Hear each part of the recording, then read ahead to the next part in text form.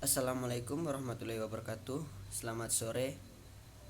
Perkenalkan, nama saya Farhan Umar dari kampus Universitas Pembangunan Indonesia Manado, Fakultas Teknik Elektro. Nah, di sini saya akan mempresentasikan tentang arsitektur komputer. Oke, langsung saja. Di sini pembahasan pertama ada analogi komputer, ada digital komputer, dan hybrid komputer. Nah, yang pertama ini ada analogi komputer. Jadi, analogi komputer digunakan untuk data yang sifatnya kontinu dan bukan data yang berbentuk angka tetapi dalam bentuk fisik. Misalnya arus listrik, temperatur, kecepatan, tekanan. Dan yang kedua itu dia output dari komputer analog umumnya adalah untuk pengaturan atau pengontrolan suatu mesin. Misalnya untuk mengatur temperatur dalam suatu alat pembakaran. Nah, yang ketiga, keuntungan komputer analog adalah kemampuannya untuk menerima data dalam besaran fisik dan langsung mengukur data tertentu tanpa harus dikonfirmasikan terlebih dahulu seperti pada komputer digital, sehingga proses komputer analog lebih cepat dibandingkan dengan komputer digital. Nah, yang keempat di sini ada kelemahan komputer analog adalah terletak pada faktor ketepatannya. Komputer digital lebih tepat dibandingkan dengan komputer analog. Nah, yang kedua, digital komputer. Digital komputer keunggulannya, komputer digital adalah digunakan untuk daya yang berbentuk angka atau huruf. Yang kedua, keunggulan komputer digital adalah biasanya dipakai untuk aplikasi bisnis dan aplikasi teknik. Nah, yang ketiga, keunggulan komputer digital adalah memproses data lebih tepat dibanding komputer analog, dapat menyimpan data selama masih dibutuhkan untuk diproses.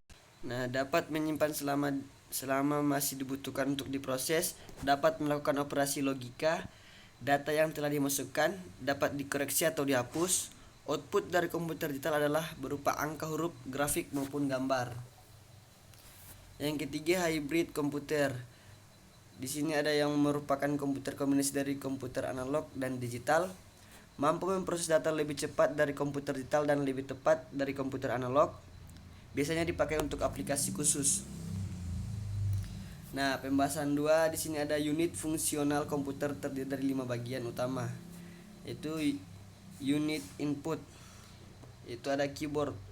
Keyboard memungkinkan seorang user untuk memasukkan perintah dan data ke dalam sistem komputer. Contoh gambar sebuah keyboard. Mouse adalah peralatan input yang mempunyai sejumlah tombol. Perpindahan dengan tangan sepanjang permukaan mouse akan merubah posisi tampilan pada layar yang merefleksikan perpindahan tersebut. Tombol pada mouse digunakan untuk memilih item. Membuat pilihan pada layar. Mouse secara signifikan dapat mereduksi input yang dimasukkan oleh pemakai melalui serangkaian pengetikan perintah pada keyboard dengan mengklik pada tombol mouse item yang tampil pada layar monitor. Joystick. Joystick adalah stick pendek berputar yang dapat digerakkan dengan tangan untuk menunjuk ke tiap arah dalam bidang. Pada saat informasi ini dikirim ke komputer, software mengarahkan kursor pada layar dengan arah yang sama. Memori. Fungsi utama dari mainstream memori adalah menyediakan tempat bagi data dan instruksi. Bagian ini terdiri dari internal memory yaitu berupa RAM, random access memory, dan ROM, read only memory, serta external memory yaitu berbagai macam disk seperti hard disk, floppy disk, dan optical disk. RAM mempunyai kemampuan untuk melakukan pengecekan data di simpanan yang disebut dengan parity check. Bila data hilang atau rusak dapat diketahui dari sebuah bit tambahan yang disebut dengan parity bit. ROM adalah memori yang hanya dapat dibaca saja. Pemakai tidak dapat mengisi sesuatu ke dalam ROM.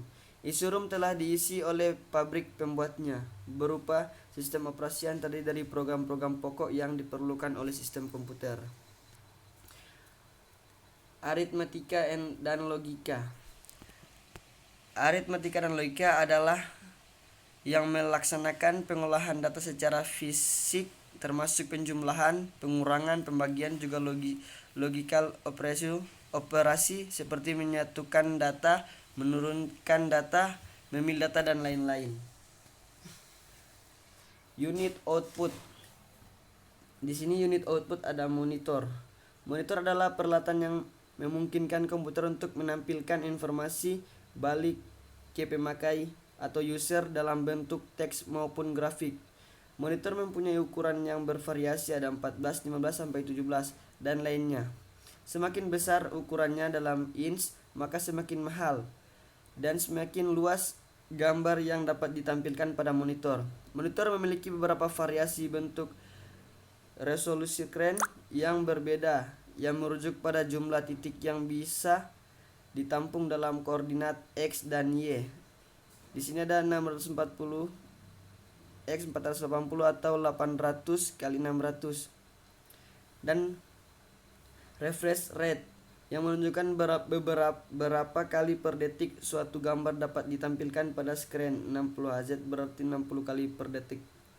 Monitor dengan resolusi screen yang lebih tinggi, semisal 1024x sampai 768, membutuhkan ukuran monitor yang lebih lebar, misal 21. Jika tidak, maka akan kelihatan kecil sekali gambarnya jika ditampilkan dalam monitor berukuran 14, dan juga membutuhkan refresh rate yang lebih tinggi, semisal 72 Hz, untuk mencegah tampilan gambar pada screen terlihat berkedip-kedip, flickering. Printer. Printer digunakan untuk mencetak pada kertas apa yang ditampilkan pada screen atau untuk mencetak data yang diolah oleh komputer. Printer ada yang berwarna dan ada yang hitam putih, black and white. Printer berwarna lebih lambat dan lebih mahal daripada printer hitam putih. Juga teknologi yang digunakan untuk mencetak informasi pada kertas bervariasi tergantung tipe printer. Unit kontrol atau yang sering dikenal dengan control unit. Di sini akan menyimpan perintah sekarang yang dilakukan oleh komputer. Memerintahkan ALU untuk melaksanakan dan mendapat kembali informasi dari memori yang diperlukan untuk melaksanakan perintah itu, dan memindahkan kembali hasil ke lokasi memori yang sesuai. Sekali yang terjadi, unit kontrol pergi ke perintah berikutnya, biasanya ditempatkan di slot berikutnya, kecuali kalau perintah itu adalah perintah lompatan yang memberitahukan kepada komputer bahwa perintah berikutnya ditempatkan di lokasi lain. Bagian CPU yang menyebabkan fungsi komputer tercapai ini mengeluarkan sinyal-sinyal kontrol yang bersifat internal bagi CPU untuk memindahkan data antara register, agar ALU melakukan fungsinya untuk mengatur operasi-operasi internal lainnya. Register yang merupakan bagian dari unit kontrol adalah tempat penyimpanan data sementara dalam CPU selama proses eksekusi. Apabila terjadi proses eksekusi, data dalam register dikirim ke ALU untuk diproses. Hasil eksekusi nantinya diletakkan di register kembali. Unit kontrol akan menghasilkan sinyal yang akan mengontrol operasi ALU dan pemindahan data ke dan dari ALU. Unit kontrol juga mengeluarkan sinyal kontrol eksternal bagi pertukaran dalam memori dan modul-modul. Nah, sekian dari saya. Mohon maaf bila ada kekurangan. Wassalamualaikum warahmatullahi wabarakatuh. Selamat sore.